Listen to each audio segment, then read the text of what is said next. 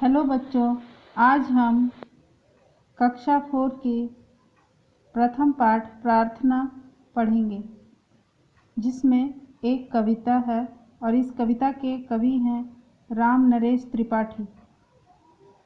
यह प्रार्थना विद्यार्थियों को प्रातः काल में ईश्वर के प्रति नतमस्तक होने को प्रेरित करता है। हमें प्रतिदिन प्रातः काल उठकर अपने ईश्वर को प्रणाम करना चाहिए और उनके प्रति अपना आभार प्रकट करना चाहिए। इसी उद्देश्य से यह प्रार्थना कविता दी गई है।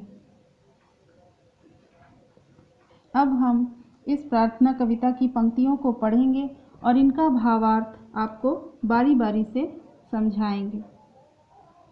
आप इस चित्र में देख रहे हैं कि एक बच्ची प्रातःकाल में सूर्य की ओर प्रणाम कर रही है और वह प्रार्थना कर रही है।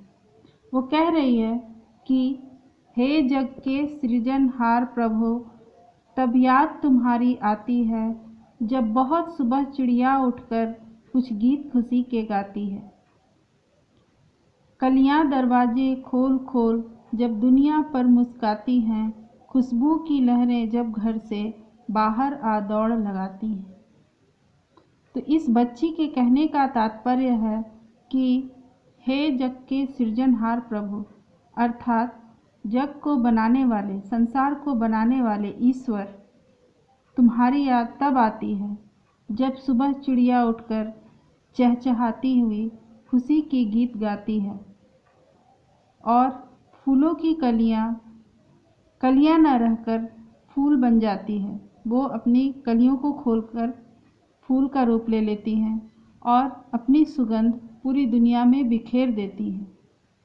यह खुशबू लहरों के रूप में घर से बाहर आकर चारों तरफ वातावरण में फैल जाती हैं और वातावरण को सुगंधित बना देती हैं।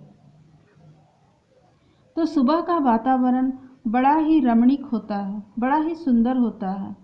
चारों तरफ पक्षियों के चहचहाने की आवाज़ें और फूलों की सुगंध हमें महसूस होती है। उसके बाद की पंक्तियाँ इस प्रकार हैं। हे जग के सृजनहार प्रभु, तब याद तुम्हारी आती है जब छम छम बूंदें गिरती हैं, बिजली चमचम कर जाती है।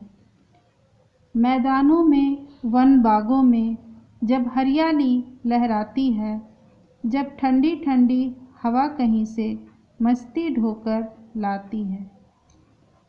यह बच्ची अपने ईश्वर को याद करती है और आभार प्रकट करती है कि हे प्रभु, इस संसार को बनाने वाले, सृजनहार का मतलब होता है बनाने वाले, सृजन करने वाले। तो इस संसार को बनाने वाले हे ईश्वर, तुम्हारी याद तब आती है। कब?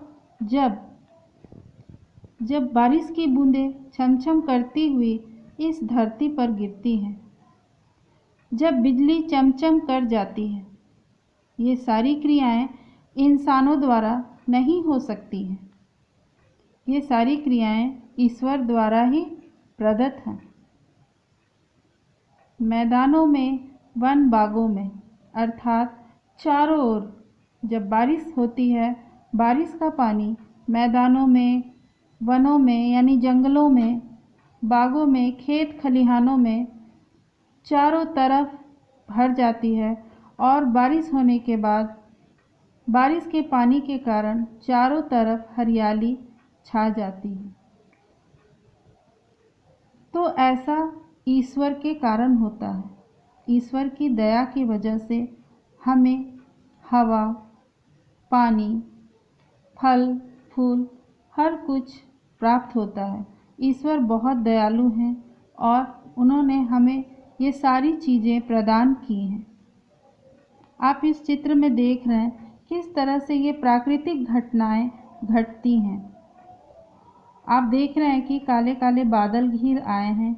उसके बाद बारिश की बूंदें धरती पर आ पड़ी हैं।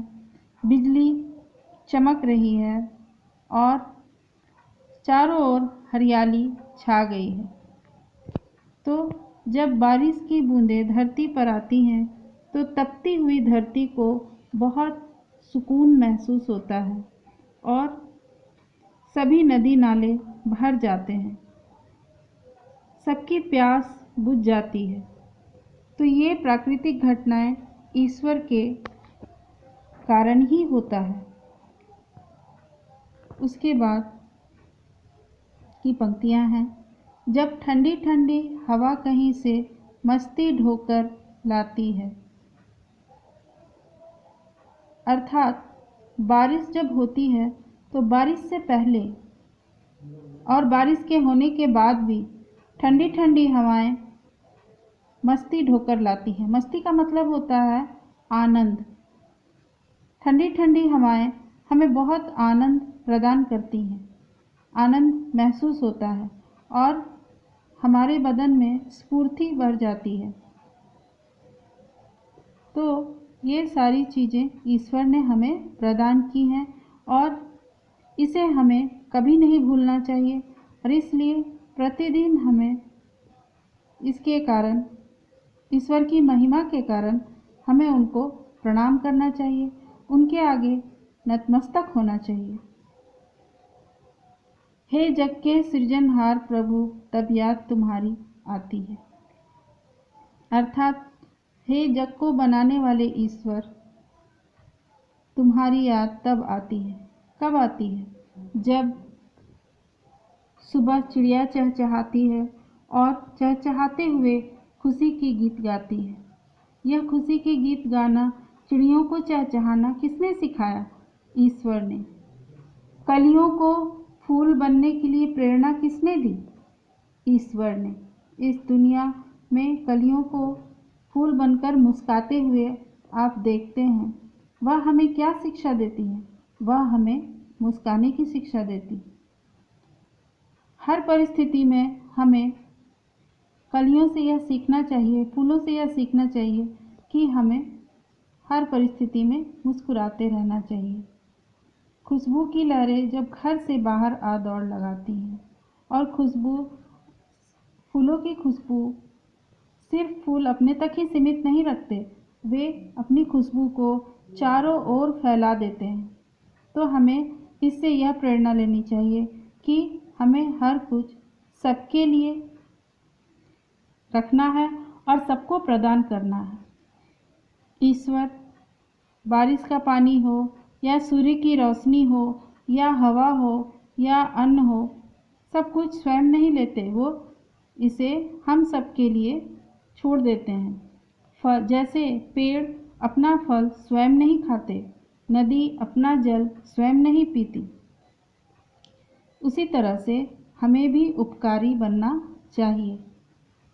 और हमें इसके लिए ईश्वर ने जो हमें प्राण प्रदत्त वायु, भोजन, फल फूल, नदी, पहाड़ और धरती, इतनी सुंदर धरती, उसके बाद खेतों में जो अन्न उपजते हैं, वो सारी चीज़ें हमें प्रदान की हैं। इसके लिए हमें ईश्वर का आभार प्रकट करना चाहिए और उनके आगे हमें नतमस्तक होना चाहिए। इसीलिए हमें प्रातःकाल उठकर ईश्वर को नमन करना चाहिए, उनको प्रणाम करना चाहिए, उनको हमें आभार प्रकट करना चाहिए। यह प्रार्थना कविता हमें यही शिक्षा देती है। इसमें कुछ शब्दार्थ भी दिए हुए हैं जिनको आपको ध्यान से देखना है। जैसे जग, जग का मतलब होता है संसार, दुनिया। उसके बाद सृजनहार, सृजनहार का मतलब होता है सृजन करने वाले, रचना करने वाले, बनाने वाले। प्रभु का मतलब होता है ईश्वर। उसके बाद वन का मतलब होता है जंगल या खेत खलिहान। मस्ती का मतलब होता है आनंद और सुख महसूस करने वाला अनुभव। तो ये सारी चीज़ें हमने आज आपको बताई हैं और आप इस कविता को बार बार अच्छे से पढ़ें और इसका भावार्थ समझें और इनकी पंक्तियों को याद करें। अगले वीडियो में मैं आपको दूसरा पाठ पढ़ाऊंगी और इसके जितने भी प्रश्न उत्तर हैं वो मैं आपको लिख कर भेज दूंगी। आप अपने स्कूल के वेबसाइट में इसे देख सकेंगे। तो राम नरेश त्रिपाठी जी की यह सुंदर सी कविता आप ज़रूर स्मरण करें और इसका भावार्थ समझें और अपने जीवन में इन क्रियाओं को अपनाने का प्रयास करें।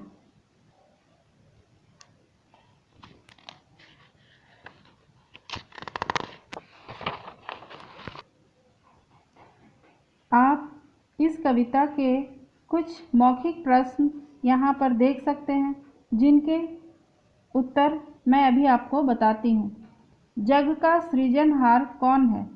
तो जग का सृजनहार केवल ईश्वर है, क्योंकि जग को केवल ईश्वर ही बनाए हैं और ईश्वर ही चला सकते हैं। उसके बाद दूसरा प्रश्न है, खुशी के गीत कौन गाता है? तो खुशी के गीत सुबह सुबह पक्षी चहचहाते हुए गाती है। बूंदें कैसे गिरती हैं? बूंदें बारिश के रूप में छोटे छोटे आकार में छम छम करती हुई धरती पर गिरती हैं। चम चम क्या चमकती है? दूसरा प्रश्न है। तो इसका उत्तर है बिजली चमचम चमकती है। उसके बाद आप देख सकते हैं ये लिखित प्रश्न है। लिखित प्रश्न में भी मैं आप लोगों को लिखकर तो भेज दूंगी उत्तर, पर फिर भी मैं बता देती हूँ। कविता के अनुसार चिड़ियाँ क्या करती है? कविता के अनुसार चिड़ियाँ सुबह सुबह उठकर चहचहाते हुए खुशी के गीत गाती है। खुशबू की लहरें क्या करती हैं? खुशबू की लहरें घर से बाहर आ दौड़ लगाती हैं। हरियाली कहाँ कहाँ लहराती हैं? हरियाली खेतों में, बागों में, वनों में, मैदानों में चारों ओर लहराती हैं। ठंडी हवा क्या करती है? ठंडी हवा अपने साथ मस्ती ढोकर लाती है और सबको स्फूर्ति प्रदान करती है। उसके बाद ये सारे अभ्यास प्रश्न आपको स्वयं बनाने हैं, जिसमें कविता की पंक्तियाँ स्मरण करके इन रिक्त स्थानों को पूर्ण करना है। अतः इन सब चीज़ों को आप पुस्तक और पुस्तिका दोनों में बनाने का प्रयास करेंगे। धन्यवाद।